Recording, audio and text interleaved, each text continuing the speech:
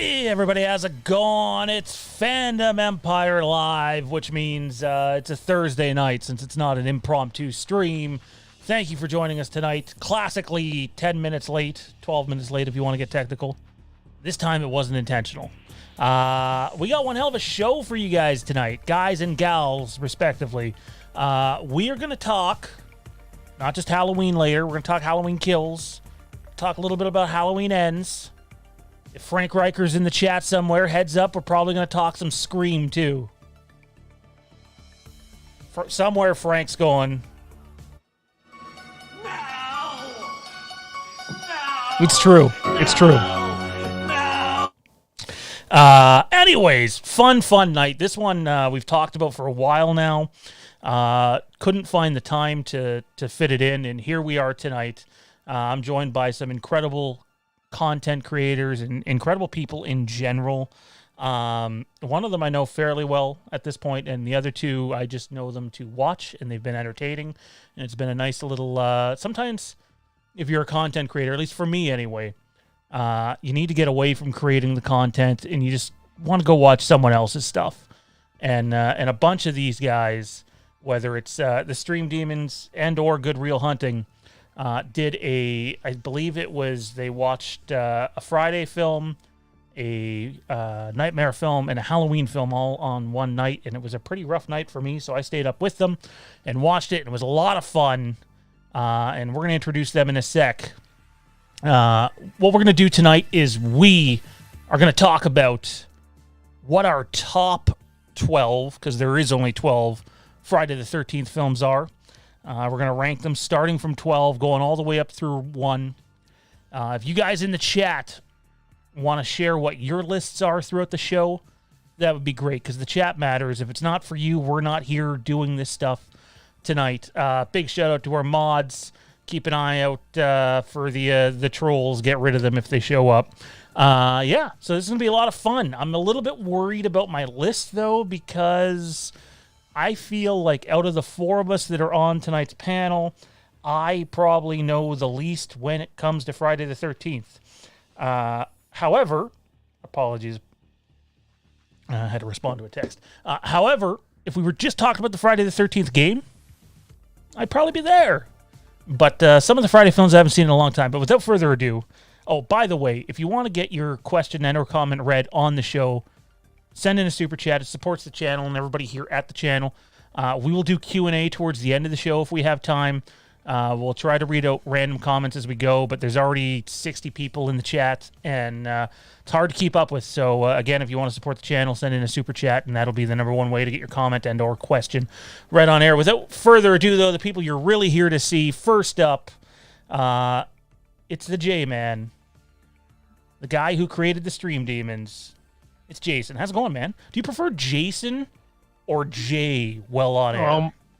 My name's Jason, but my subscribers also, I don't know how people started calling me the J-Man. They just did. And so I rebranded the channel now to the J-Man's Movie Cave. So Nice. So, do you prefer Jay or Jason? Because I'm going to be just going back and forth all night with that shit. Just call me Jay. Also joining us, loving his background. He's got some good shit happening there, representing Halloween. Dan, I don't think you and I have actually talked other than maybe a few exchanges in the content creator group. I've seen you on live streams. How's it going? And thanks for doing this, man. Well, first of all, thank you. And it's going pretty well, Sean. Again, thank you for having us on. Yeah, it's just been a really interesting past couple of months creating content and getting involved in the community. It's kind of one of those guys usually quiet in the wings, but when I speak, I tend to speak loud. But the number one thing, at least in my opinion, that you should know when it comes to content creation is you're going to have so many supporters that are going to find you and going to love what you're doing. But you're going to get bad apples once in a while, and it's important to not let those couple of bad apples who have nothing better to do than to shit on you, not ruin what you're doing. And you guys already have a great following, and it's only going to keep going up. So, yeah, and we'll definitely let you guys get to your plugs for your channels, websites, social media, all that at the end of it. So when they do that, guys, head on over there and like and subscribe to their stuff, because these are three pretty cool dudes. But the guy who gets my favorite nod tonight, not only does he have basically every horror franchise on display behind him, he's wearing a motherfucking CM Punk t-shirt. I thought that was a bad thing at first, but in fact, no. I love CM Punk. So, Brett, how's it going, man? CM Punk for life, dude. You're damn right. He's the best in the world, and I'm doing good, Sean. I appreciate you just having me on your show and to hang out with two cool members of the String Demons, and I am ready to rock.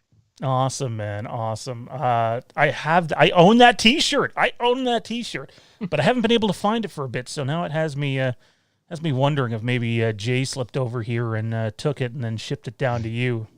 Some funky shit going on here. So, look, when it comes to Friday the 13th, it's really easy to forget that really we've only had like 3, maybe 4 movies in the last 3 decades. It's not really at the forefront anymore yet when Halloween comes around, and I'm talking about the Halloween time of year, not the franchise, and you go to Hot Topic, at least up here in Canada, you will almost always find Friday the 13th stuff and Nightmare stuff before you find Halloween stuff. Which I find kind of funny, because I'd say Halloween's kind of at the forefront right now in terms of new movies coming out and the hype behind it. But rest assured, if the other 2 franchises had new movies coming out, people would be, probably more so excited for those ones. Where's Friday the 13th rank with each one of you guys in terms of the big slasher franchises? For me, it's number 1. It's my favorite horror franchise. These guys all know, and I think I've told you this before, Sean, I'm not the biggest Halloween fan as a franchise. That original movie is amazing, but I don't think one sequel even comes close to it. Not even a smidgen to that original masterpiece. But I'm a Friday guy. I grew up with Friday more. I like the Jason character. I think there's a lot more you can do with him psychologically. Like what Vincent DeSanti's doing, what James Grimm's going to be doing with My Special Boy. Mama Voorhees is just great. I love her. I love that whole story of losing her son, the rage, the getting revenge on these counselors. I just love it. I just love Friday to death. It's my horror franchise. It would help if I didn't mute myself. Dan, how about you, man? Where's Friday rank for you among the slasher franchises? Yeah, out of the big 3 for me, Friday alternates with Nightmare, and they usually go back and forth at 2nd or 3rd. Halloween is always going to be number 1 for me personally, but Friday's usually 2nd or 3rd place, and right now it's sitting at the 2nd spot. I mean, say all the good things you could say about Nightmare there, but lately I've been on a bit of a Friday kick and actually prepping to do some stuff with that, and it really was the last of the 3 that I got introduced to, so there is that lack of nostalgia for the Friday series. Nice. Brett, how about you, man? Where's Friday rank? Where's it rank? Easily number 1. This was the first of the big 3 that I was introduced to by my best friend Brad, who also does Good Real Hunting with me.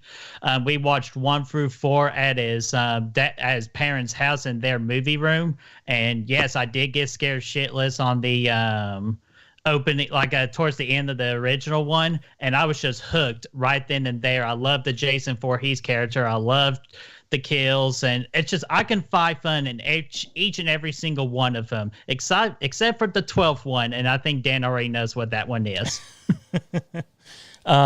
So I mean, I'd like everybody to just maybe briefly talk about what their first experience was with Friday the 13th as a franchise. For me, I didn't see any of the Friday films as a kid. I remember, I think it was Spike TV by that point had acquired the TV rights, and they were playing marathons up here all the time. So like the very first image that I ever seen of any Friday the 13th film was Jason when he's on the boat and the girl decides to hide in like the little compartment area, and he opens it, and he's coming down with the spear, and she's just screaming, and I'm thinking, why did you hide there? Like, you're fucked. It's over.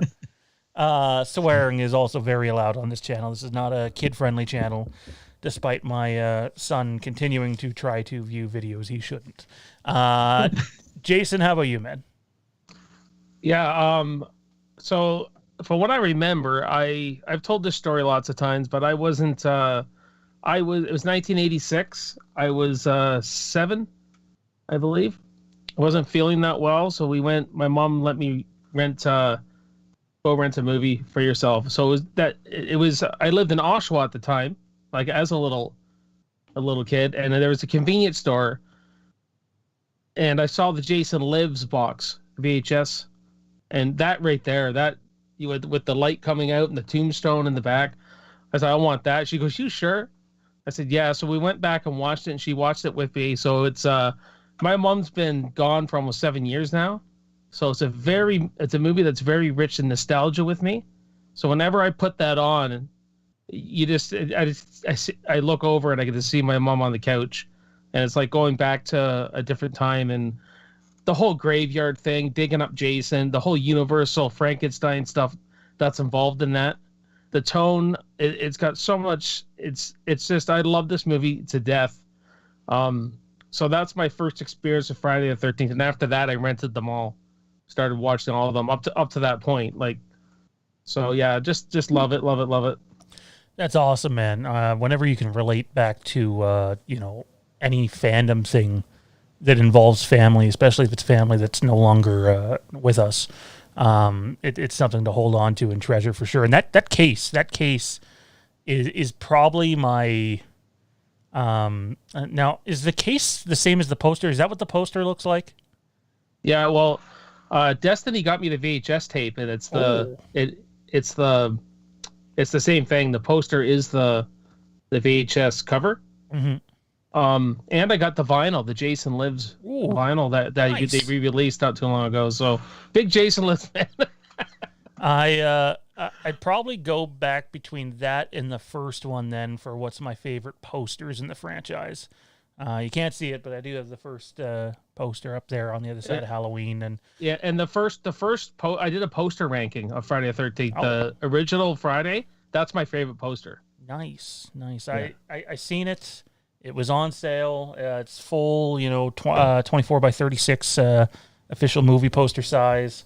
Has the two idiots credited on it who are fighting over control of the franchise, and the reason why we can't get another movie or an update to a video game or even a comic without someone getting bent out of shape.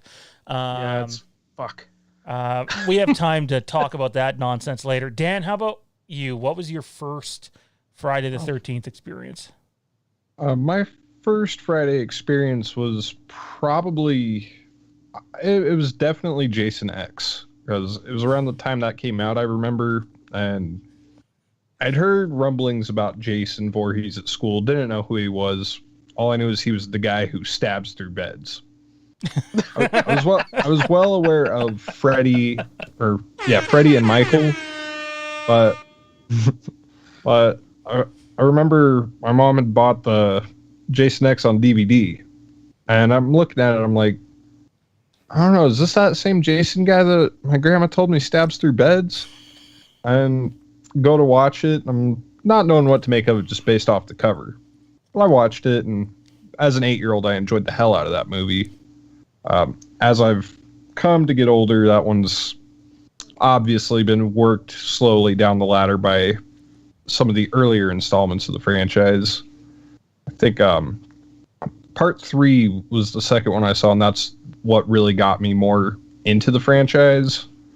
And Freddy vs. Jason came out about the next year, so from there it kind of steamrolled into needing to see the rest of these films. Nice. That is one hell of a unique story. Having your grandma describe Jason as the guy that stabs through beds. I'm never gonna forget that one. That's gold, man. That is gold.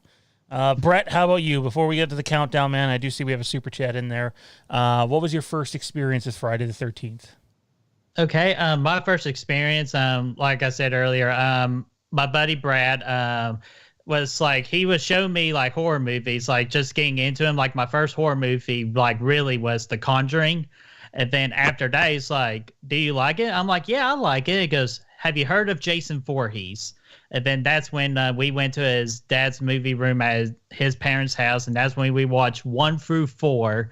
And I just fell in love with it. And then after that, I watched the others on my own. And I just love just the fun that Jason Voorhees being like, just slash it out and all that. And it's just awesome. Like Jason Voorhees is easily my number one of the big 3. That's great stuff, man. Kieran, chat mod here and host of the Rick and Morty fan show, sends in a $5 super chat and says, talk about Leprechaun. Any brief thoughts on the Leprechaun franchise, guys?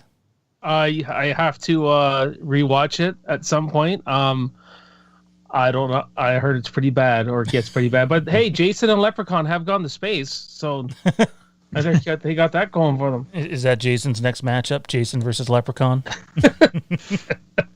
Imagine if that, after waiting this long for another movie, that's what it ends up being, Jason versus Leprechaun. Oh, man. Dan, any Leprechaun thoughts? Not particularly. I haven't really explored that series a lot. I've seen the first one and bought the 4-pack of the 1, 2, 3, and 4. Of course, first one I go to watch is part 4 because I've been told how notoriously bad that one is. And I guess I enjoyed that for what it is. Nice. Brett, how about you? Leprechaun experience at all? A little bit. Like I've seen bits and pieces of the original Leprechaun, but I've always been told just to stay the hell away from that franchise, especially like that one where Hornswoggle was the Leprechaun. Oh God. Even though I'm like, if Hornswoggle's in it, I at least gotta check it out, and I totally regretted that decision. And ever since, I stood away from that franchise. Yeah, no. It is. It's shit is the best I can put it. It's absolute complete garbage. So, anyways, apologies for the trolls in the chat. Anyway, let's do this. The way we're going to do this is we're going to go clockwise. I'll start. I'm going to give my number 12 and 11. We'll give brief reasons why, followed by Jason, Dan, and Brett, and then we'll break into the top 10. We'll give her 10 through 6, and then once we get to the top 5, we'll spend a little bit more time talking about the movies. So... what? Oh man, trolls are at it. Anyway, actually, you know what? I'm just going to answer this. I said I was going to ignore the troll, but Val, I live in my mom's basement because I'm a piece of shit, says, Sean, what does your wife think about you liking hardcore porn pics on Twitter? Well, 1, I'm not married. 2, she's very well aware of who I follow on Twitter. And 3, get bent. Anyways, here we go. Let's start this off. I need to find my notes again. I'm not super familiar with the Friday movies. This one's number 12 for me. I remember the first time I seen it. It was kind of like one of those moments where you see the case or the poster or something. It's like, oh, this is kind of intriguing. I also don't like snakes for what it's worth. And then I seen Jason Goes to Hell. And my God, I did not know what I was getting into with that one. It's terrible. It's where the fuck is Jason in it? Yeah, so Jason Goes to Hell is number 12 for me. And number 11, this is kind of it's double-edged sword. Jason X, although Jason X has some like really awesome kills that I can rewatch 10 billion times over again. But as a movie, it's pretty terrible. Go ahead, Jason. Okay. The biggest piece of fucking shit ever is Jason X. Oh, I thought you were going to say Al Pacino. No thought into taking any thought to this character. They just said, oh, he hasn't been to space, so let's take him there. But I just want to briefly add, the space thing could have been okay if they would have done it like the original Alien, and it was dark corridors and it was very moody like that. And if you had Jason coming out of these corridors, and maybe you would have had something there. And next after that's Go to Hell. Jason Goes to Hell. Pretty an okay sci-fi Sunday afternoon movie, but a horrible Jason movie. For the reasons you said, Sean, you don't see him. I could appreciate the kills in it, and how much, and that one kill, the couple freaking screwed each other in tent. That's a really badass kill. But it was, if you wanted to do something this strange and this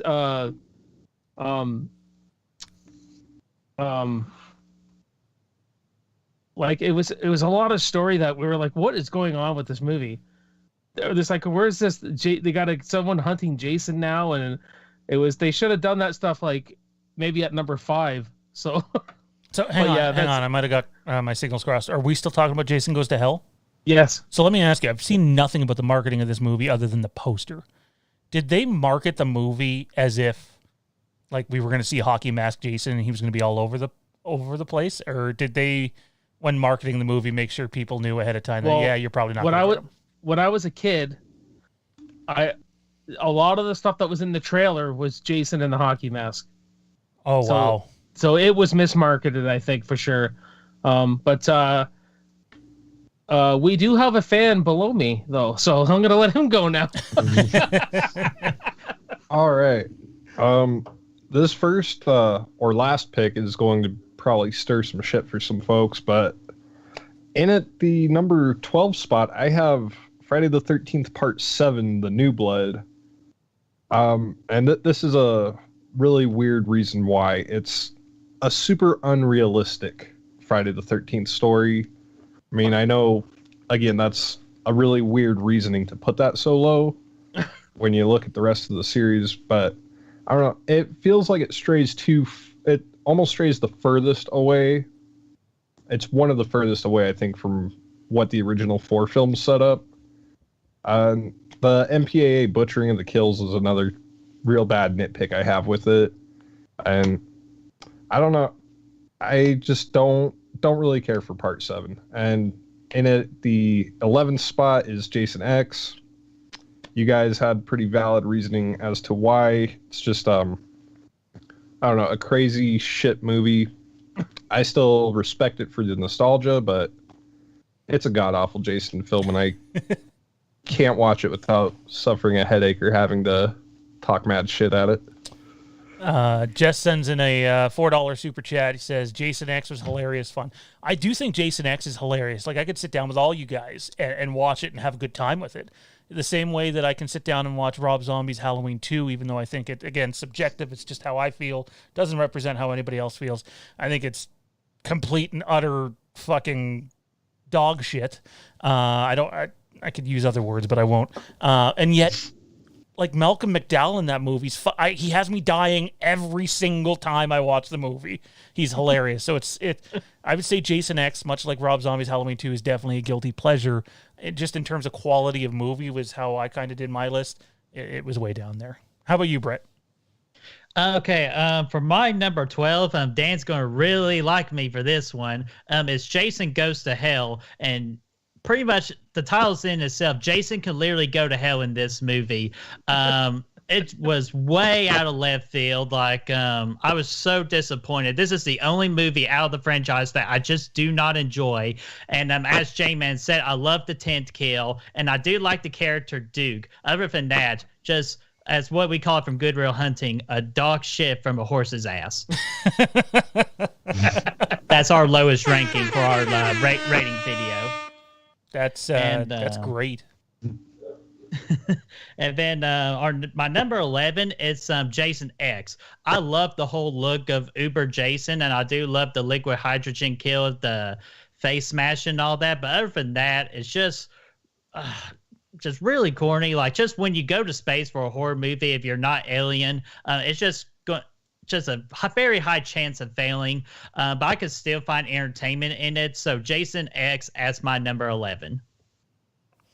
Matt Whitfield sends in a rather unique super chat number, $16.66. Jason Goes to Hell was a great idea, just bad execution. How do you guys feel about that? Yeah, it is badly executed. Like I said, it was just a little too late at that point in the franchise. I mean, number 7. In fact, I drop out after 6. Really, maybe other than the remake. But yeah, I agree with Matt on that. Good point, Matt. All right, guys, time to break into our top 10 here. Crazy that we're already in the top 10. So 10 for me is Freddy versus Jason. Such a mad, hyped movie. You know, finally getting to see two slashers go at it on screen together. I couldn't turn anywhere without one of my friends in school just going on and on and on about they can't wait to see this movie. I couldn't wait to see this movie. The rumor mill started turning, at least as as young teenagers at that time, about they filmed so many different endings, and if you go to one screening you get one ending, and you go to another screening you get another ending, and obviously it wasn't quite that.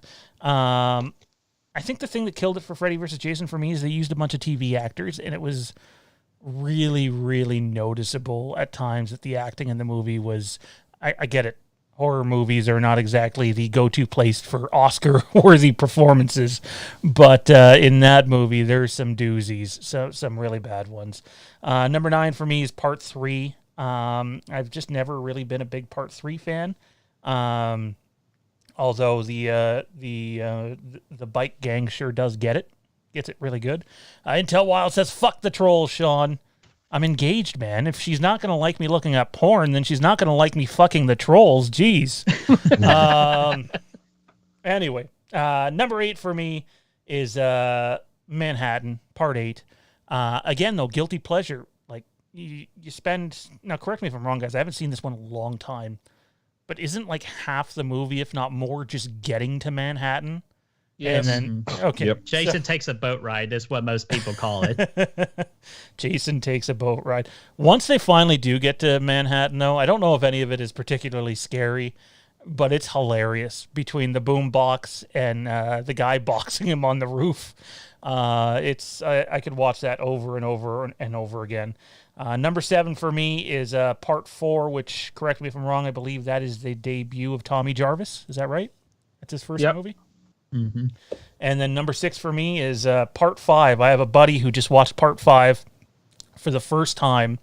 He was actually listening to one of our streams. I'm like, no, you got to turn it off or you're going to get spoiled about Part 5. And so he watched it and had no idea about Roy. And then he found out about Roy, which is just hilarious. So there you have it. That's my 10 through 6. What do you got, Jay? All right, mine's Jason Takes Manhattan. This is another 50 Shades of fucking garbage.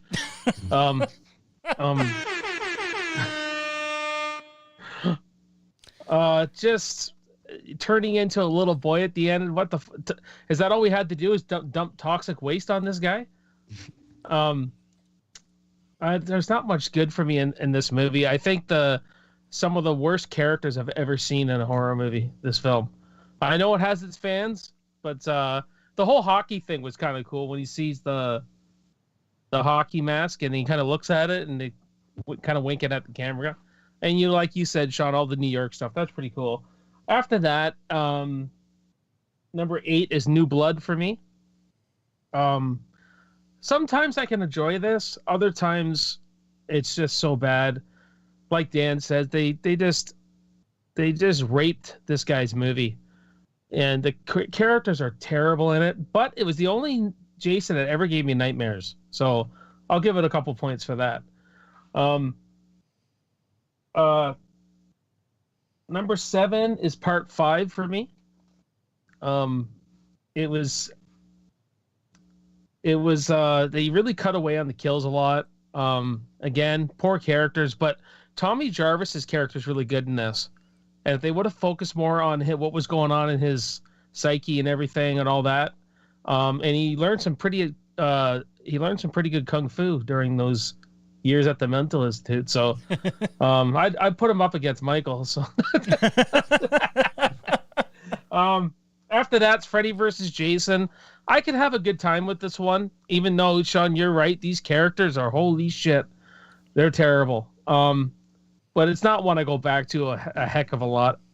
But it can be a good time in a King Kong versus Godzilla kind of way, fantasy kind of way. I think it's more of a Freddy movie than it is a Jason movie. So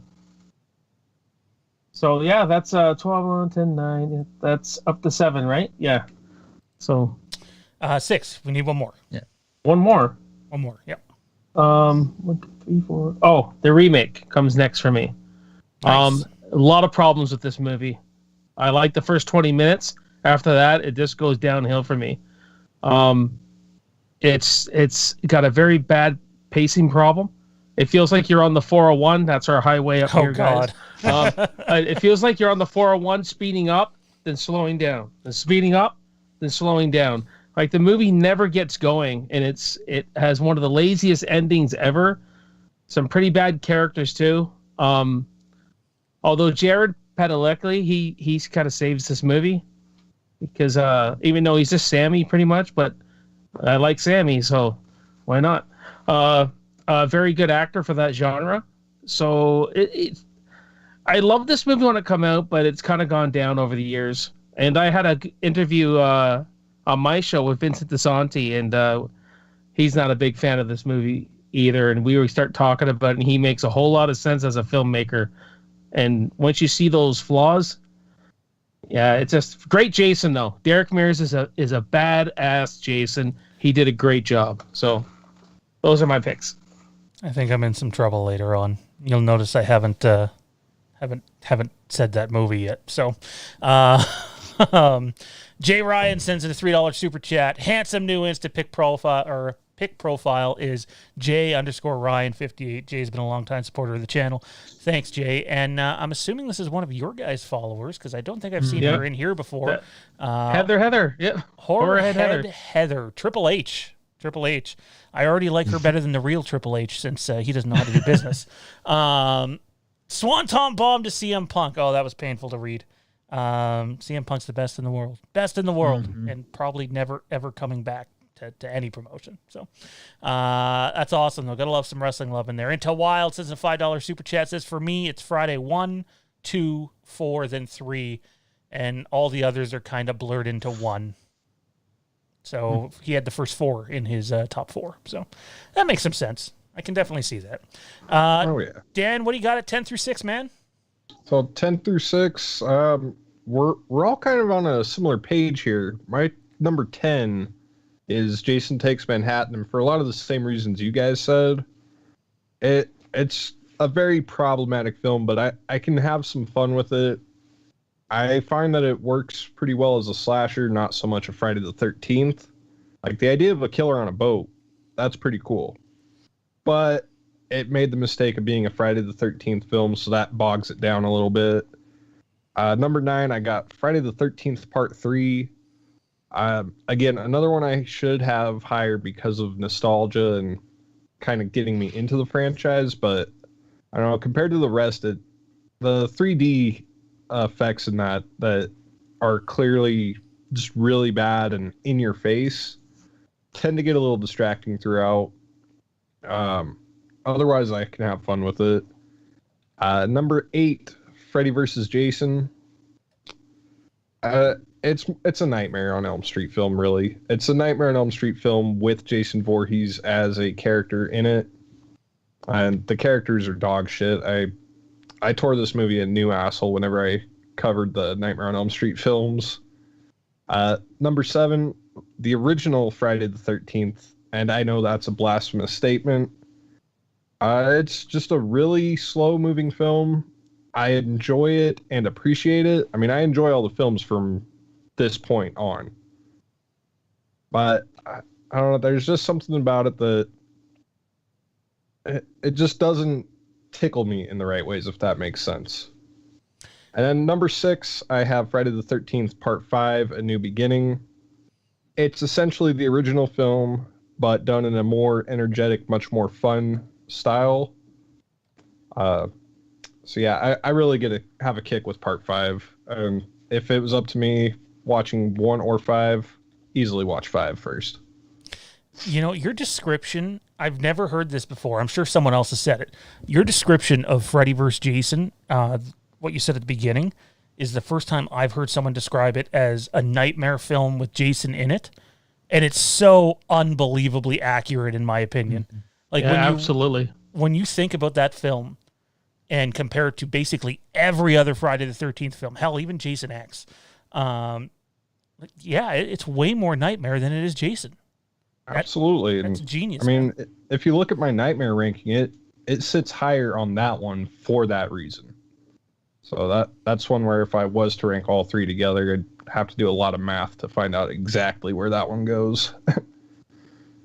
Brett, what do you got at 10 through 6, man? Alrighty. My number 10 is Jason Takes a Boat Ride, part 8. I did a while back, last October. Me and my buddy Brad did a Slash It Out as one of our segments on our channel, and I defended part 8. And I used to really, really hate this movie, but after doing research about it, like being restricted to budget, and so they couldn't make the movie they wanted, I got more respect for Manhattan. I can have a little bit more more fun with Manhattan, so that is why it goes at my number 10. And number 9 is part 5, A New Beginning.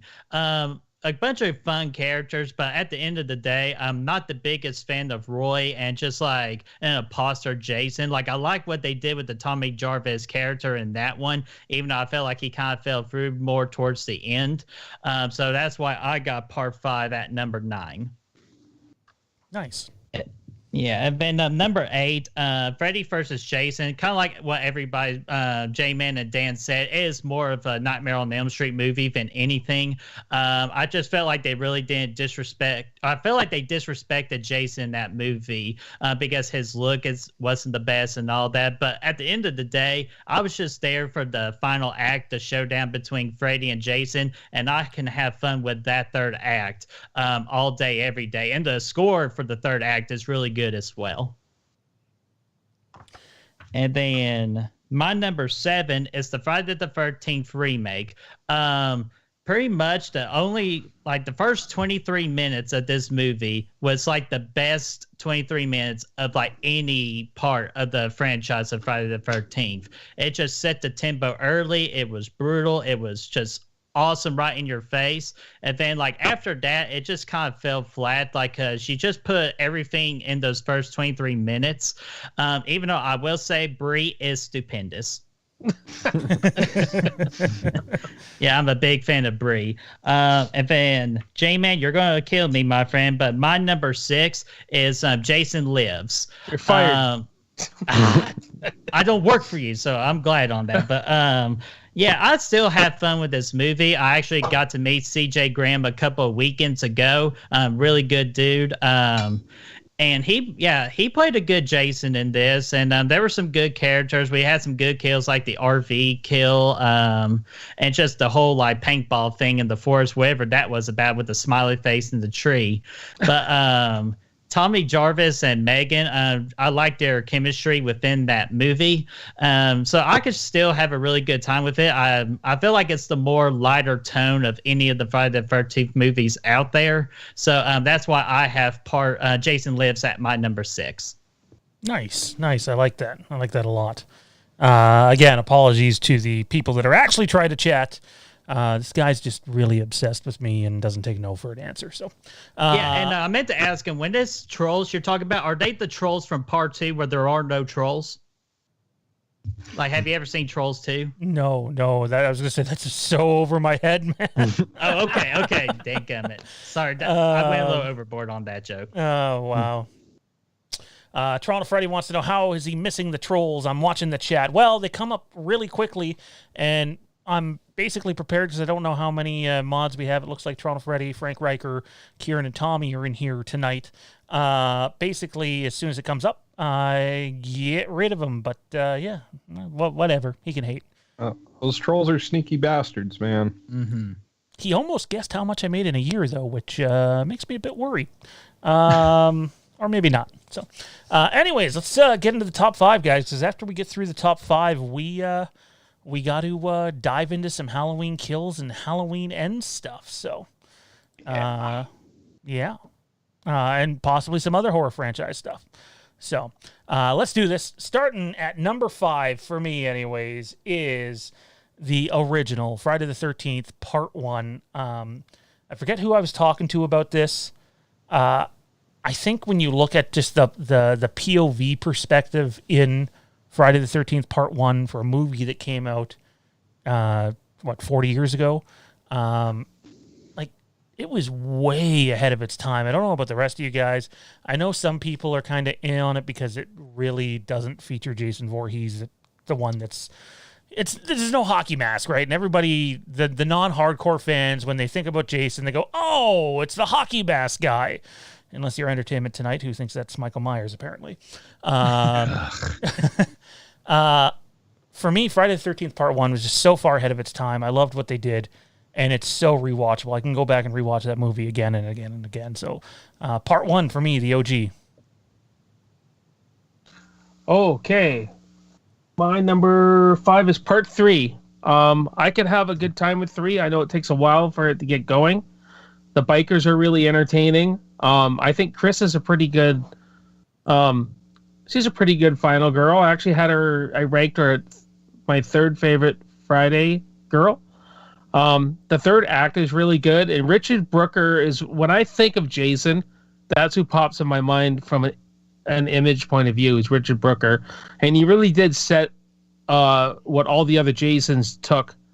They took him, and then they just did their own thing with it, and it went on, and the evolution of Jason happened. But a great mask. It's a great performance by Richard Brooker. And the first thing, you get a kind of a cool between Rick and Chris that you never got in any Friday movie, where they're sitting there talking and she's telling what happened. Even though it's creepy Jason in the woods, I think that was just stupid. But the fact that they sat down and there was some little bit of character development with the 2 leads, and I think Rick should have stayed alive a bit longer than he did. But that's what I think. But yeah, I like number 3. Dan, what do you got at number 5, man? My number 5 is going to be the 2009 remake. I know a lot of people are pretty split on this one.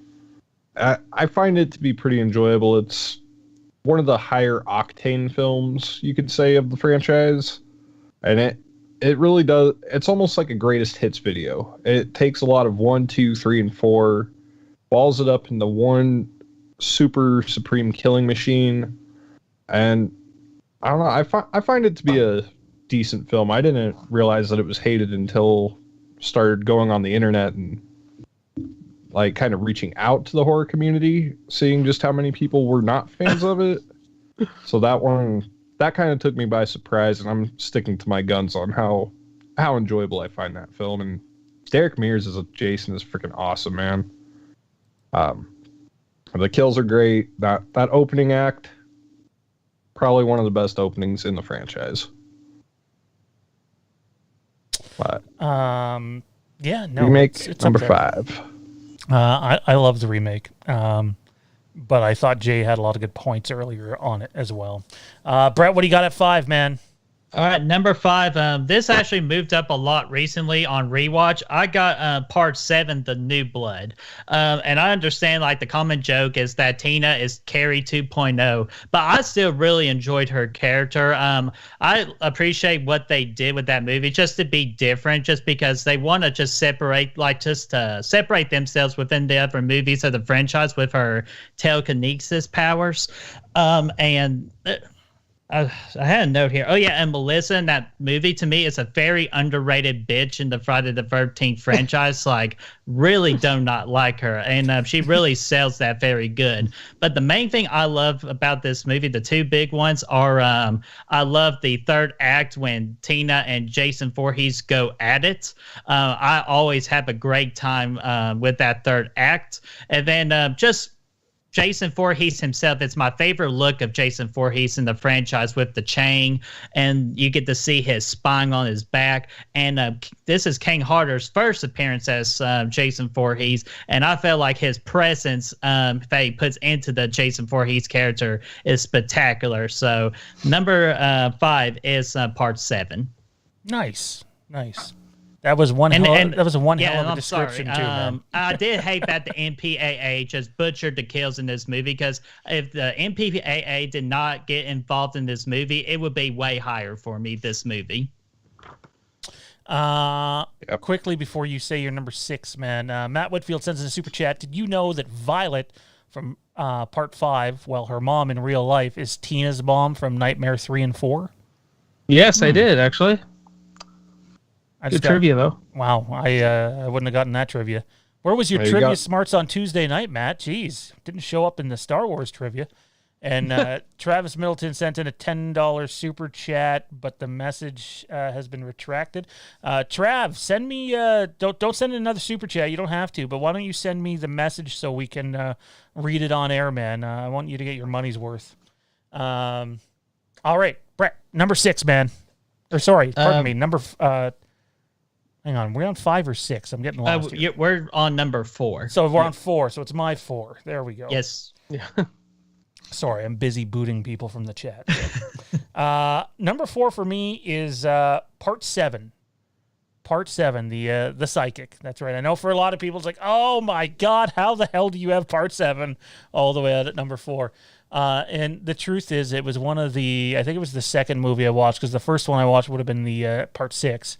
Or was it Part 7? Which one does he stab with the spear with the girl hiding in the compartment? That's number Part 8. Manhattan. That's 8. Okay, so I must have seen 6, 7, 8 all in one day. But I don't know, I get it has like sci-fi vibes with the psychic there. I don't even remember her name. But I really enjoyed that movie because it was almost like, hey, in my opinion, it's the first time Jason sort of goes up against another superhuman being to an extent. So, unless I'm wrong on that one too, which it could be. So that's 4 for me. That sounds about right. Okay. Okay, this is movie. My number 4 is the original Friday the 13th. You asked me 2 years ago. This would have been probably 8. It's and the person responsible for changing my mind on this film was Dave McCrae. I follow his channel a lot. I'm a patron of his. I was a mod at one time, but he talks about the mood and the atmosphere of this film. And then when I started seeing it through that lens, this movie is amazing for that. Everything's real. Like you see the white caps in the storm, and the whole production design is it was a real camp, right? It still is a real camp. It's still there. And it's got these nice what's her name there? Marcy, when she's in Brenda, when Marcy gets the axe in the face, that's got to be still to this day one of the most realistic deaths I've ever seen. With the axe just right in her face, and her jaw just drops, and she falls down. And the way it's filmed, like it's very Hitchcock-like, where the camera's coming up and stuff like that. And actually, sorry, that's when Brenda comes in and she sees the hand. Sorry, when Brenda comes in, she sees that hand, and it's creeping up on her. Then she looks over. It's just very moody. It's very moody, and one of the best performances from a female villain ever. In fact, when she's Mama Bear there, Mama Voorhees, she's trying to open that door to get Alice, and she looks into the thing, and she's got that. It's like Jack Nicholson from The Shining. Mm-hmm. It's like the female version. She's like sitting there going like this, and she's like, and when she goes to lob her head off, you would swear she was out to kill this actress. So it's just such a realistic performance, and the kills are great. I know some people say it's slow, but it's a good slow. It's a good slow burn to me, and I love this film. I've really grown to appreciate this film over the years, and I think the characters are okay too. So yeah, it's number 4 is the original Friday. Nice. Again, I really do believe that film was ahead of its time. Mm-hmm. Dan the Man, you're up. I'm about to throw off the balance of all things sacred here. Uh-oh. Jason Goes to Hell, man. You'll notice that this is the last of the Kane Hodder films that I've mentioned, and the Part 7, 8, and Jason X were the bottom 3. I find it weird that my favorite Kane Hodder film is this high. I don't know. I just like the way they changed it up. I know that's a big sin for a lot of people who are fans of the franchise. They don't like that Jason with the hockey mask is not in it. I appreciate the unique approach. That's probably why I like remakes that when a film is remade and they kind of go away from it. Example would be like the Child's Play remake. I like it when they change it up and they take everything and they say, yeah, we're not gonna do that. I appreciate Jason Goes to Hell for having the balls to do that. The gore is great in this film, and it's got probably the most badass poster of the bunch. I mean, I could go on gushing, but everybody would sign death warrants for me if I kept going. Hey, the way I look at it, like, I can't stand The Last Jedi. In fact, this Halloween poster here is blocking the Last Jedi poster.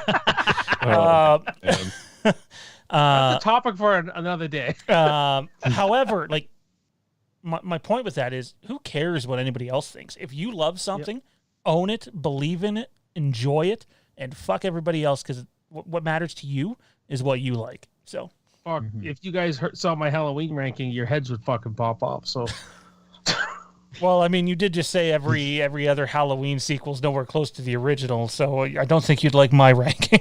Brett, what do you got at 4, man? All right, my number 4 is part 3, and I would say like this is probably the second movie that has like the best group of characters in my opinion. A lot of people find Shelley like very like distracting or just really don't like him. I actually really enjoy him. I understand what his character brought in to the movie, and of course we gotta talk about Jason Voorhees and Richard Brooker's performance as Jason and the debut of the hockey mask. J-Man said it best. Just when you mention Jason Voorhees, this is the look that we go towards. And we had some great kills. I love Chris as the final girl, and a lot of people say she's really annoying. I really don't find her that annoying. I felt empathy towards her when she was telling her story of why she doesn't like the camp and all that, and she actually whoops Jason's ass in this movie without like psychic powers or anything. She actually puts up a really strong fight against Jason, and I just really enjoyed this movie. I always have fun with it. I almost like it with each watch I do. So my number 4 is part 3. Number 4 is part 3. Has anybody's, I haven't noticed yet, has anybody's picks lined up with the actual number of the film yet? I don't think they have. I don't think so. It's podium time, guys. Top 3, and coming in at number 3 for me. I go back and forth with these two. Number 3 for me is part 6. I really enjoy part 6, mainly just because I love Jason's look in part 6. I love the outfit. I love the gloves. I love the little axe. I love the spear. I really, thank you. Really love this look. Thank you for where's this going? Everyone calls him Home Depot Jason. I could look at. So thank you. That someone else. Home Depot Jason. I have never heard that. That's hilarious. My buddy Matt calls him the other stream demon guy, Matt Fauci. He says he calls him Home Depot Jason. I'm like, dude. Anyways, I'm never gonna live that down. Home Depot Jason. That's amazing. Doesn't bother me at all, but that's amazing. Jay, what do you got at number 3, man? My number 3 is part 2, Friday the 13th, part 2. This Jason is not one of my favorite Jasons, but I do like the baghead, the sack head. But it's Ginny that carries this film, Ginny and Paul. And if I could compare something to Halloween kind of here, my favorite scene in this whole movie is probably the campfire speech, getting all this exposition, setting up Jason's character. It's very similar to when Loomis is giving the exposition to Brackett about Michael Myers in the first movie. Like it's a really cool scene. And like Paul's telling a speech, telling people to stay away, but it's also telling the audience that this is his character. He wants to be left alone, but if you cross in there, he'll go on a killing spree. he's out for blood, all this stuff. It's a very, very moody scene, and the kills are still pretty good. But the final girl in Ginny Fields, how smart she is, how she takes an interest in Jason at the bar when they're all getting drunk, and she's like, well, what if the legend is true and all that kind of stuff. And you get a pretty good you get a great third act where she puts on the sweater and confuses Jason. I always love in Friday when they trick Jason with psychological stuff. That's always my favorite, and I think you need to tap more into that with this character. But yeah, number 2, absolutely, it's great. I love it. I love it. I love it. And I have reviewed every Friday movie on my channel too, if anyone wants to go check that out. Nice. How in-depth do you get? Are they long reviews or short reviews? They're about, some are 20 minutes, some are... There's a lot of skits, so I did a lot of kind of... And they're all by the campfire for the most part. Nice. Nice. Good stuff. Dan, what do you got at 3, man? I also had to go with Friday the 13th Part 2 at number 3. The 2 and 3 spots for me are the ones that really shuffle around back and forth. But at the moment, it's going to be Friday the 13th Part 2. J-Man hit a lot of the great points with it. I mean, Ginny is probably one of the greatest final girls of all time. And that is not a statement to be taken lightly. That's all. There's almost science to back that up, I'm sure. But I find it to be one of the more rewatchable films, in my opinion. I'm a sucker for the slashers that came out in the year 1981 also. Like, that was just a really strong year, and this is one of the really strong alumni of that year. And for the first outing for Jason, it was perfectly handled. You didn't quite know exactly what the character was. Is he a man? Is he a monster? It's just something of an enigma there. And it kind of helped set the standard for where the rest of the franchise would go. And it's got one of the most merciless kills in the Mark's death. That's really right. Really sticks with you. Makes you afraid of stairs, no matter what. Travis Middleton sent in a super chat earlier, and then it got retracted. He sent in a message to follow up. His top 5 is number 1 is Part 2, number 2 is Part 3, number 3 is Part 4, number 4 is Part 1, and number 5 is the remake. Baghead Jason, to me, is more terrifying than the iconic hockey mask. Plus, it was my favorite ending. Also agree that Richard Brooker was the best Jason. Good stuff, Travis. Good stuff, and thanks for supporting us on that level, man. Brett, podium time, man. What do you got at 3? All right, my number 3, we gotta go where it all started, the original Friday the 13th. Go back what J-Man said. Betsy Palmer as Pamela Voorhees, absolutely spectacular as like the villain in the first one. Just she really sells of like how crazy and unstable her mind is, even though like we also are empathy towards her just because of the fact that a boy's best friend is his mother, which a lot of comparisons between the original Friday the 13th and Psycho, along with that amazing score as well that they took inspiration from. And just we all like can relate to Mrs. Voorhees of like why she's doing it. Like what she's doing is not the right way to go about it, but we can understand why she's doing it. And I'm not a big fan of Alice being the final girl. I would have wished that Annie was the final girl. Like to me, like she just had final girl written all over her, but I understood why they killed her off to kind of like set that shock value. I just didn't really buy it. I felt like they could have done a lot with that character. And of course we had amazing practical effect work by one of my all-time favorite special effects artists of Tom Savini, the GOAT, in my opinion, on that. With his work on the kills and all that, with Marcy with the axe in the face, looks super realistic. And then just the work on Jason Voorhees towards the end of the movie with that last jump scare. I can talk all day of how great the original is, so my number 3 is the original. Nice, which means it's time for our penultimate choices in this countdown, fellas. Coming in for me is at number 2 is Friday the 13th Part 2. And fun little quick story about this. I'd never seen this movie until last year. Just somehow had never seen Baghead Jason. had played him in the video game, but had never seen him. And our buddy Intel Wild, who did send in a super chat a while ago, $5 for the Fandom Empire, he said he gave me some like teases and some hints at what to expect, and basically the wheelchair death, we'll call it. that death, it was like at that point, it's like, okay, this is one of my favorite Jason movies, because like not only does he get the machete to the head, which clearly he's dead at that point, Jason still pushes him down like a 50-foot flight of stairs. It's like, okay, that might be just a little bit overkill there. And I loved every second of it. How about you, Jay? What do you got at 2? My number 2 is the final chapter, Friday the 13th, Part 4. This is a perfect slasher film. This is when Friday got a director who had more style to him. And you can see that in scenes like when Mama Jarvis is going around the house and it's got all that creepy, how they extend it, that mood and atmosphere to it. And it's actually a pretty good off-screen kill. Or when he spears the girl alongside the house, but you just see her shadow and the rainstorm.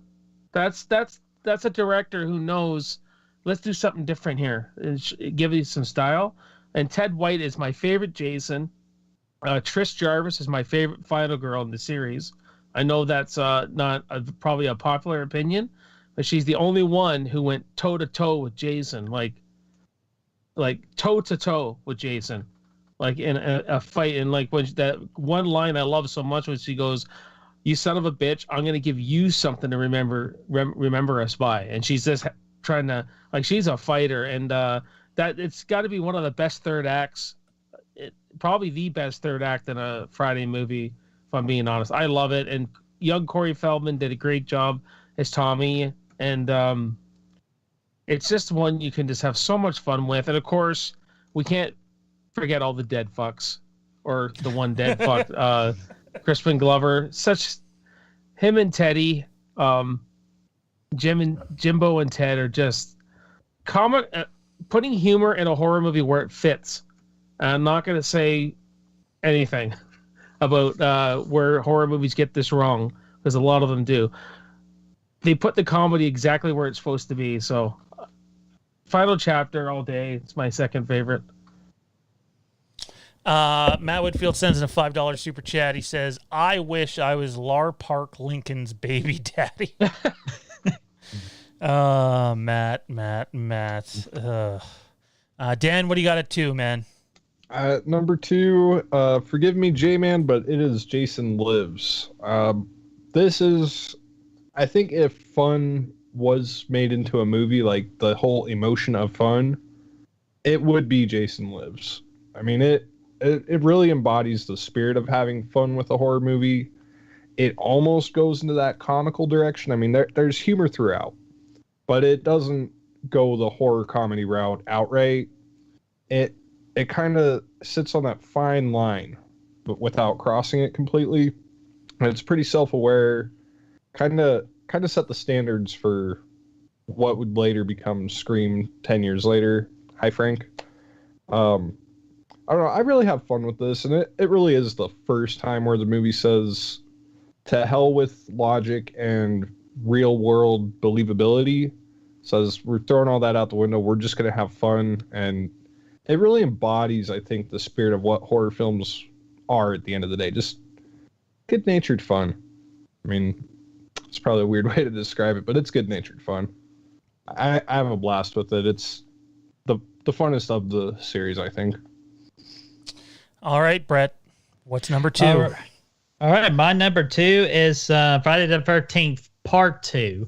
And J-Man said a lot of the great points that I was going to talk about, but J-Man beat me first to it, like with the Paul speech at the campfire. I love scenes like that. And again, as J-Man said, with the Dr. Loomis, and I'll even throw one more out there, the speech before we get to meet Hannibal Lecter. Like, I just love those kind of scenes, and what Paul did to build up Jason in this movie, and just what they did with the Jason character just throughout was just spectacular. And I'm a huge fan fan of the sackhead Jason look, especially when he came out of the white covered bed. I thought that was a terrific jump scare in that one. And then, Sean, as you said, Mark, the wheelchair kill, that is my all-time favorite kill, and that's what got me hooked in the Friday the 13th franchise. Because the first time I watched it, I laughed my ass off. Just because it wasn't like a funny ha-ha. It was more of a funny like, oh, shit, they actually went to this direction of the movie. And I just thought that was great. Jeannie is an amazing final girl, like my favorite final girl out of the Friday the 13th franchise. I love how she's resourceful and uses her child psychology on Jason.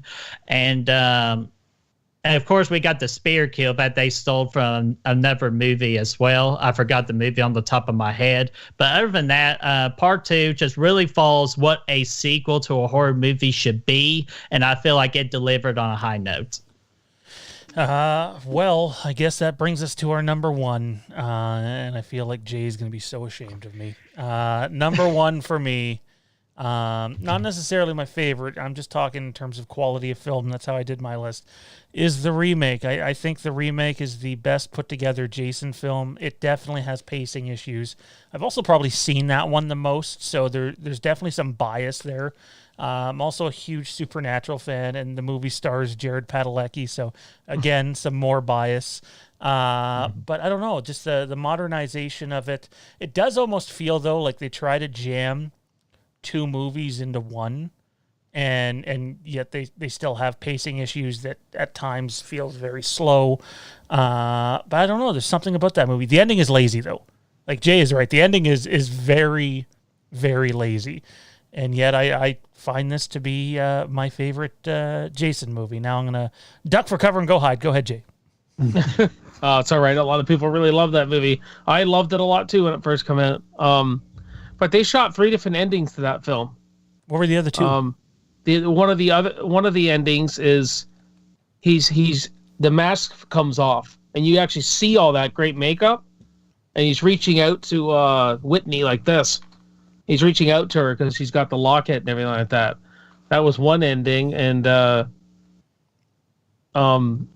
forget the other one, but okay. Everyone who knows me on my channel, Jason Lives. It's my favorite. And what DeSanti's doing with taking this blueprint of Jason Lives and extending it now, this makes it more fantastic. But I mean, that opening is my favorite Friday the 13th moment of all time. I got a thing for graveyards, digging dead bodies up. It's always something that kind of terrified me as a child. And the practical effects of Jason in the ground with the maggots and you can't beat that. Like, and then he wakes up out of the grave and he just punches a guy's fucking heart out like Terminator. And it's fantastic. And you get kind of every genre in this film. You get like action sequences, and you get like they flip an RV, they have chases, you get comedy, you get a real kind of Halloween moment when he's following Paula from the window. That's something Myers would do, following her, stalking her, and then he lets loose on her in the cabin there. And I like the characters. They're kind of a throwback to the 30s and 40s, snappy dialogue kind of characters, like between Megan and her dad a lot, the way they talk to each other. You got a Jaws ending.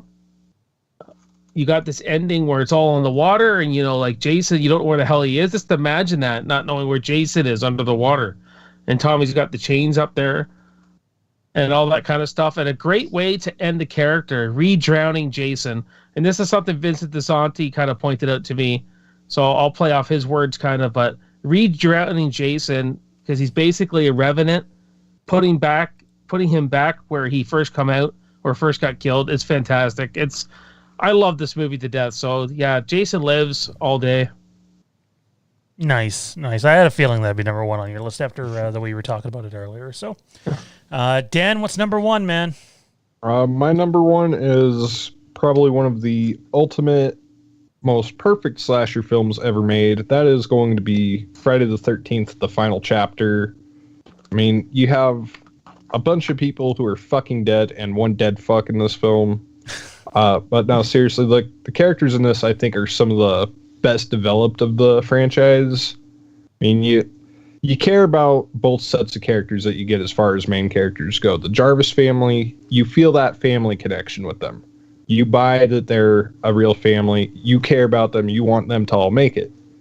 And then the group of friends are developed well enough to where a lot of people can see themselves as being any one of that friend group. And it kind of makes you think of your group of friends. So it really helps put you in the shoes of any particular character that there can be. You have Tom Savini also coming back to do probably some of his most top-notch makeup effects that he has done. And that's a whole freaking topic in and of itself. Ted White, most brutal depiction of Jason, I think. Simply one of the best Jasons out there. Like, this movie also has a lot of atmosphere to offer.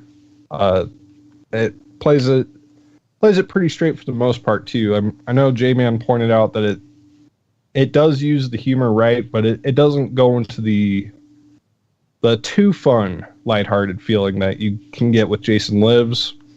It plays mostly straight edge and stays dark, and I don't know, it tops this list with almost no competition, I think. Nice. Brett, you're the last one, man. Number one. Let's Winner, make it winner, a good chicken one. dinner. And I'm going to continue where Dan left it off. My number one is the final chapter, part 4.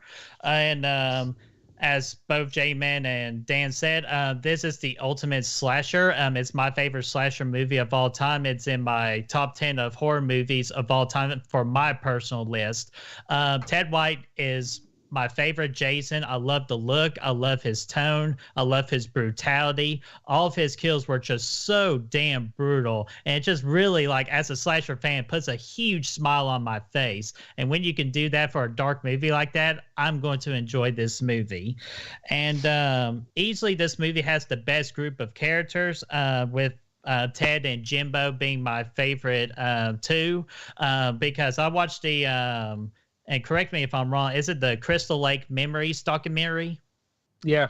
Yes. I watched that recently, and just with between Ted and Jimbo, most of their stuff was improv, and so you actually got to see like their on like real life chemistry in that movie, and that's what really sells them. And just the hell that the cast has gone through with this movie too, I appreciate this movie even more. And everybody does a great job. And of course, Tom Savini, some of his best work ever, especially on Jason Voorhees' kill with the machete to the face and sliding down. Excellent practical effect work. Love part 4. It's my number one. It will always be my number one. And if we ever get another Friday the 13th movie ever again, it has a lot of work to do to beat out the final chapter. This is the book, Brett, man. Nice. Where'd you pick that up from? Oh, from chapters many years ago. It's Complete History. Friday the 13th has all 12 films in it. I'm going to have to get that. Yeah. Might have to find myself that. Matt's in the chat, says, wanted to show some love to this fine-looking group of people. Very kind of you, Matt. Very kind. That's the Home Depot Jason. Matt, my man. He calls him the Home Depot Jason. That's money. We're going to have to find another time where we can bring Matt on and bring Chris on and maybe get Destiny in here and everybody else that's involved on both sides. And it's just so hard when we're limited time, and now there's a show that comes on after ours. So we only have 15 minutes left, which doesn't leave a whole lot of time to talk about the upcoming Scream movie or Halloween Kills and Halloween Ends. I just want to let the chat know if you have any last questions or comments, now's the time to do so. You can send in a super chat. We'll read it on air. We'll try to read some normal Q&A as we go here if something stands out. Guys, let me ask you. Halloween Kills is, at least at the moment, about 6 months away. For all intents and purposes, it looks like this movie's going to come out. It sounds like the vaccine is being far better rolled out in the States than it is up here in Canada. So right. I mean, Yeah, I could go on and on and on about that, but then Zach will never get on with FNN. So I would say the perspective of most of these movies that are looking at late summer, early fall releases, it's looking pretty strong for them. Now, anybody who thinks it's 100% capacity is probably out to lunch. I don't think it's going to happen. I still think you're going to see all these movies have a premium video on demand option. But the fact that we're going to get a chance to possibly see some of these movies on the big screen, specifically Halloween Kills in IMAX, is pretty exciting. And it does sound like that's the route they're going. Remind you, anything can change with the pandemic. None of us know how it necessarily works. Toronto Freddy says, TIFF. Let me tell you, I would love to get Toronto Freddy and Jason and Jade and Kieran, all of us, to check out Halloween Kills at TIFF Midnight Madness. But that is a early September thing, and I just cannot see that happening with the current rollout right now of the vaccine here in Canada. But we'll have to wait and see, because if it does happen, you can bet your ass that we will be there. I just want to know what your guys' expectations. Stay spoiler free. I don't know which of you guys have read any of the scripts or the leaks or whatever, so please stay spoiler free. But when it comes to Halloween Kills, what does that movie have to deliver for you to meet expectations? We'll go around the table. Jason, you first. Your personal expectations. I haven't been following this at all, not even on my channel. I've been covering other stuff just because I don't want to know anything. And I'm not even the biggest Halloween fan, but adjust that fucking comedy from 2000, because it almost ruined that entire movie. And I want to see Michael more in shadow. Like, he was in the broad daylight a lot, that I just didn't. Like I said, I love that first movie so much that I want to see it more like that. But I'm really interested in Tommy's character. I want to see this arc of Tommy.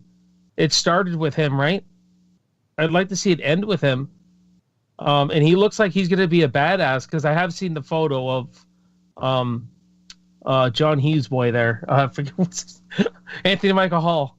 I have seen a picture of him, and he looks like a pretty good badass. And I know they're claiming that this could be the best slasher ever made. That's a very, very bold statement to make. Yeah, and I don't like when they do that, because that sets it up for failure. That sets any movie up for failure. As soon as it's like whenever someone goes to see a new Star Wars movie and they're like, "Oh, well, maybe it'll be as good as Empire." It's like, why? Why would you even put that out there? Just give us a good product. Fuck. But take the comedy out, get more mood now. Now I get we got to get the kills going. It's called Halloween Kills, and I hope they can have a good balance and do it. So, Dan, how about you, man? You're a Halloween guy. I don't know if you've read anything. I don't know if you're spoiler free, but what does Halloween Kills have to do to meet your expectations? For me, like I honestly have been trying to stay away from any and all spoilers for this film. I generally have been trying to do that in the last few years anyway, with just about any film that's come out. I just want this to safely carry on where Halloween 2018 left off. Maintain James Jude Courtney as a brutal Michael Myers that can really give Nick Castle a run for his money, potentially topping Nick Castle as one of the greatest Michaels. I want to see an end to Laurie Strode also. I love the old gal, but she's got to go. I really love her, but she's got to go, man. I just want for this to be... I want it to maintain the atmosphere of the original film, kind of try to hold on to that while going for some H6 brutality. I don't know. My expectations are really all over the place with this one, because, I mean, there's going to be 3 films that more or less take place in the same 24 hours, I would imagine, is what it's looking like. I don't know. I just want to see them carry it on and really just go to town and say all bets are off as far as safety goes for residents of Haddonfield. Just want to see the most violent Halloween that we can. Wouldn't it be great if Michael butchered fucking Jamie Lee right in the shower like her mom in Psycho? I keep thinking of that all the time. I think it would be a great a great, or at least hurt her, at least something like that, like something vicious.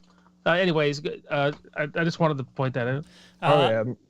Another thing too, like, you know how in the original film, Donald Pleasance warned Sheriff Brackett that your town might be lined up for a slaughterhouse. It would be interesting to see that. A few rows of houses, dead residents. We need to be, like, that needs to be delivered. That would be one of the ultimate callbacks, I think. I think, without any spoilers, I can tell you that the people that are fans of the original, it worries me a little bit here, but the people that are fans of the original are going to enjoy the, and to me, this isn't a spoiler because it's literally all over. Even David Gordon Green confirmed it's happening.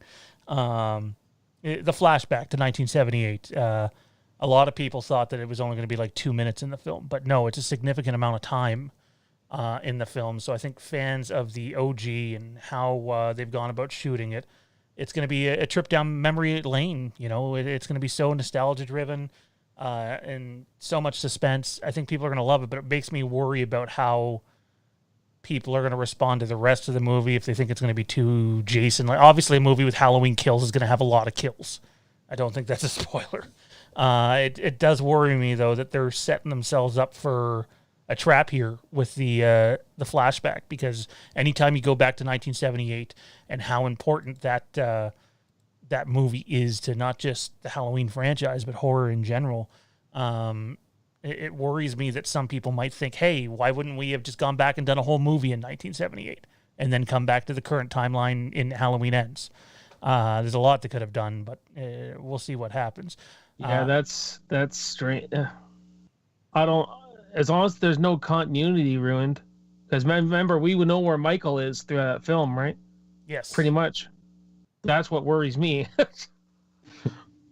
Yes. Brett, how about you, man? What does Halloween Kills got to do to meet your personal expectations?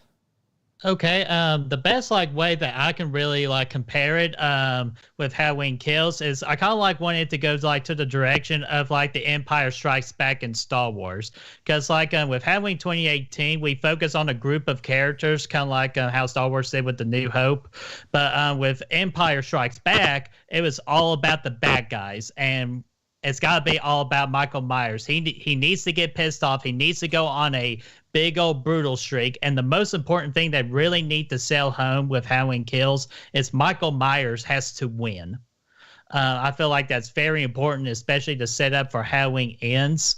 And I think Laurie Strode is going to be fine. I haven't gone any spoilers because I don't want to know. And honestly, I really don't need another trailer. I know we're going to get one anyway, but I felt like with the last little teaser they did, it's just enough for me to sell the movie.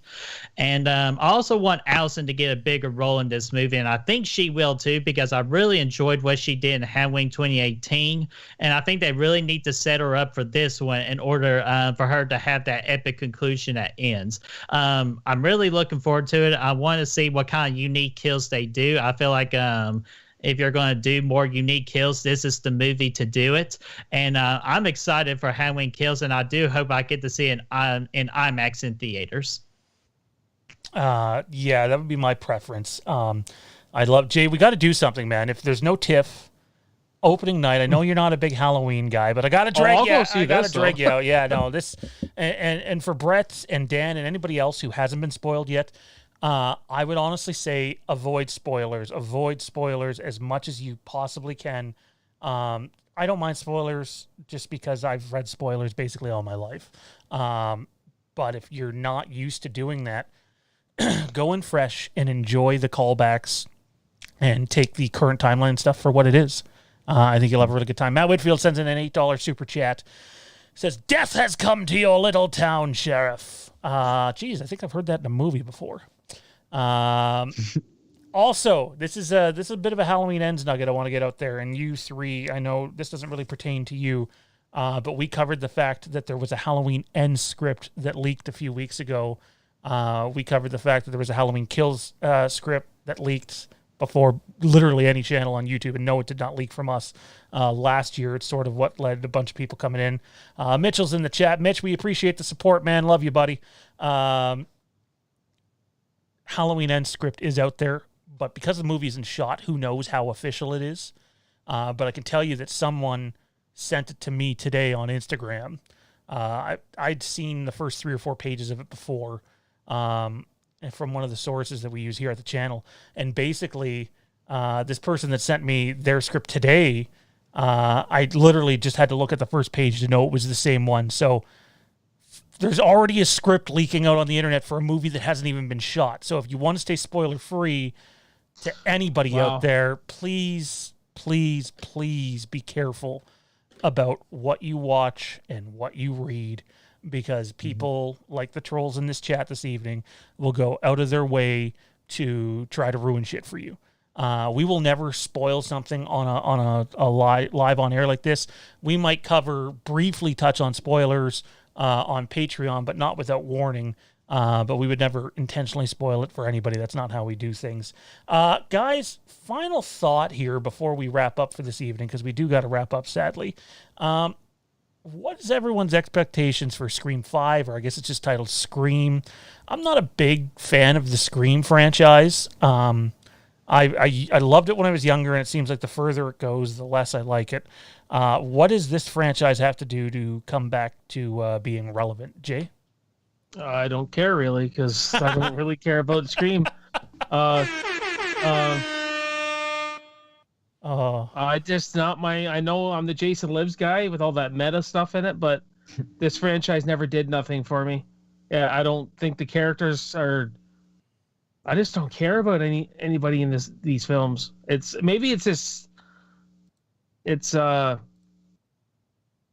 I don't know. That opening scene in the first movie's great, but after that, it just doesn't do much for me. It's okay, but I don't even know. Do we know what the storyline is? Do we know anything? I got nothing. I would have loved to do some videos, but I got nothing. I know a lot of people. I don't know where I stand with Sydney.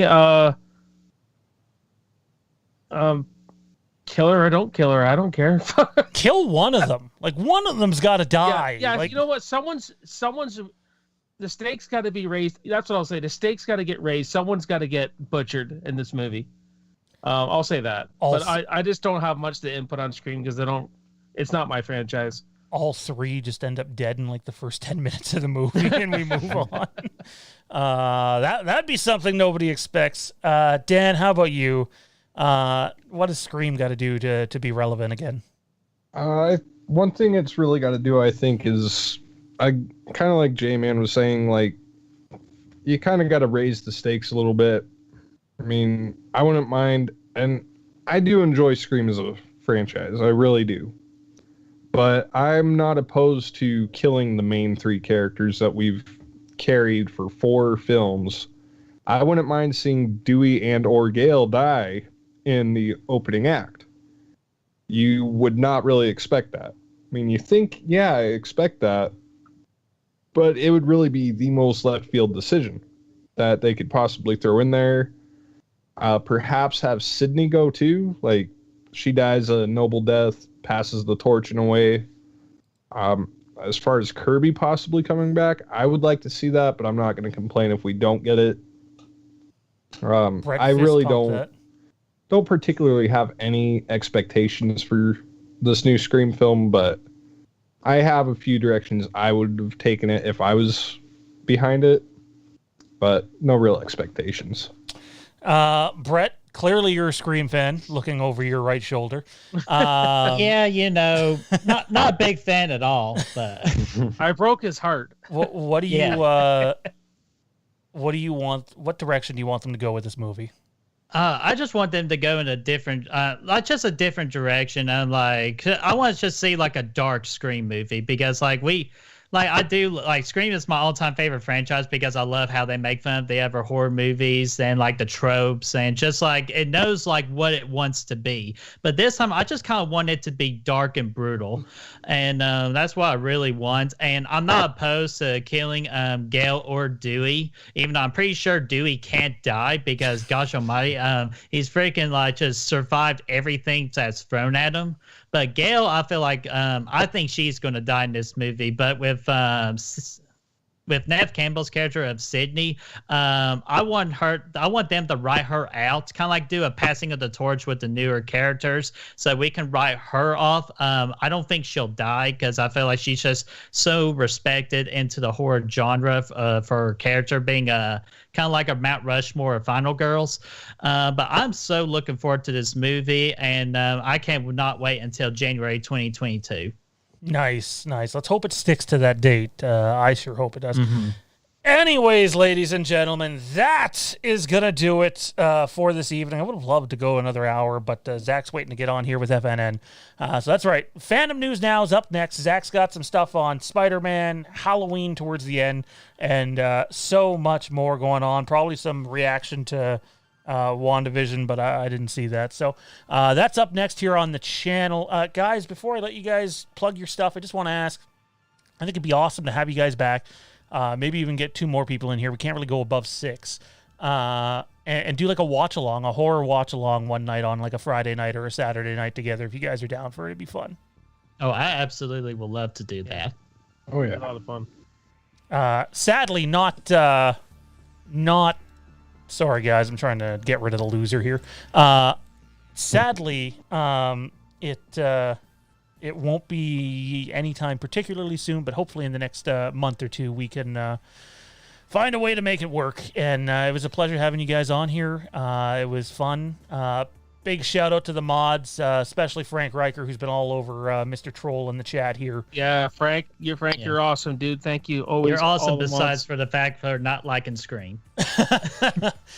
Big shout out to Frank and Kieran and Toronto Freddy and Jade and Tommy B. All you guys were fantastic in the chat tonight. And again, apologies for the trolls, guys. It doesn't bother me all too much because, you know, if you've played any sort of sport growing up, you're going to have someone that gets under your skin. That's just what happens. But it is what it is. Jay, where can everybody find you at? Where do they go to find your material, man? They go to, well, I told you I've rebranded it. This was my name before, Jason Nike. Now it's the J-Man's Movie Cave. I celebrate movies and music. So do album reviews, movie reviews, rankings. I've been covering news lately, which is really benefiting my channel, apparently. Apparently people like He-Man. Who knew? Like whenever news drops that I see from maybe Variety or Bloody Disgusting that interests me, I'll just do a quick video. Like me and Dan, he comes over whenever we hear Universal Monster movie talk with all these newer ones coming out. But yeah, it's called the J-Man's Movie Cave. On Instagram, it's my name is Jason13.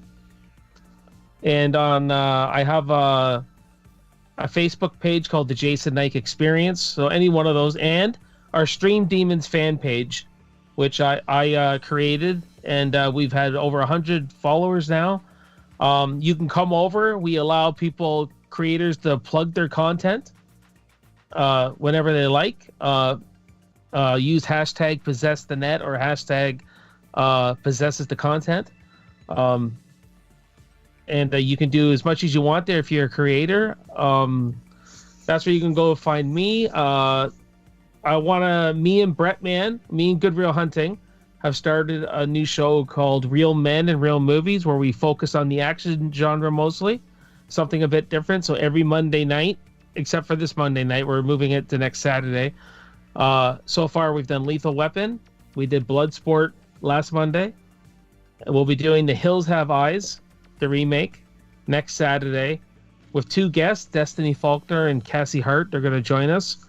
So that's going to be every Monday night. Usually we're doing all, we do everything, don't we, Brett Van? That's a show that we do everything. And I'm in the middle of the Rambo series just started.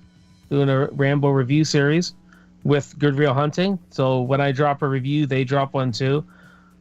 And so go over there to my channel. There's a lot of good stuff. And the Stream Demons, a show called Be Kind, Please Rewind with Destiny, which is a VHS watch party experience. And Real Men and Real Movies all runs off my channel. As of now, anyway. So, so go over there. Sounds good. Dan, how about you, man? Where can everybody find you at, other than the places that Jay just mentioned? Yeah, all those places, of course. I've got my own channel, Filthy Dan's Film Discussion. It's kind of a mouthful, but god damn if it's not got a catchy ring to it. Making the crawl up to 200 subs right now. Been dipping my foot into live a little bit more recently. Used to be strictly pre-recorded, but I'm fucking around with the live experience lately. I have generally every other Friday, I have a live show going on. I have a live music show every other Friday that's not a horror-based live Friday.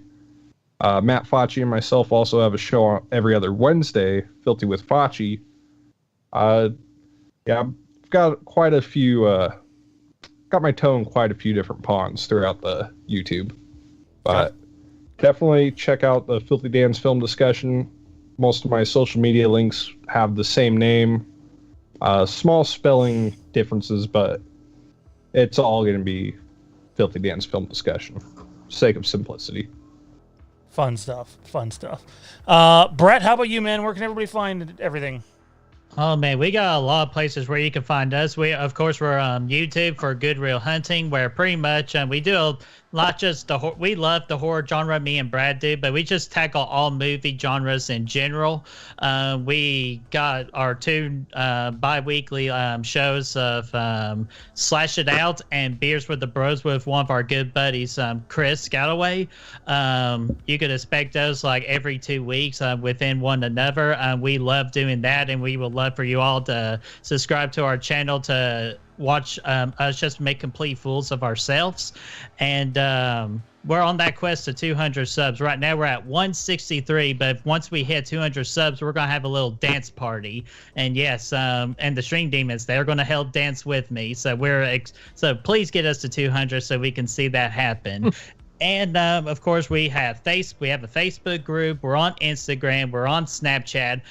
We do have a letterbox. We need to develop that a little bit more. So on our YouTube channel, you can find me and Brad's letterboxes. So if you want us to see our more detailed movie ratings, just be sure to go to those. And we're also on Spotify and Apple Podcasts for the longer episodes on our channel.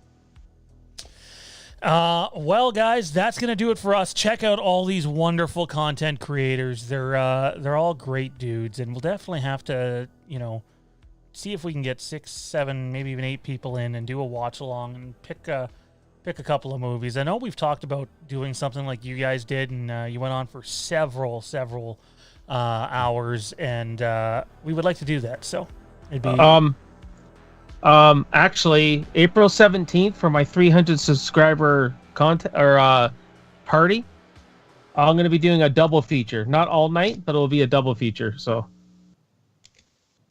awesome. Well, that's going to do it for us, guys. Thanks for tuning in. We'll catch you next time on Fandom Empire Live. For Jason, Dan, and Brett. See you guys. Not to mention the chat mods, Kieran, Frank Riker, Jade, and Toronto Freddy. And I'm forgetting someone else. Who am I forgetting? Tommy B. Everybody loves some Tommy B. We'll see you next time, everybody. Ciao. Thank you. See you guys. Yeah, thank you, everyone.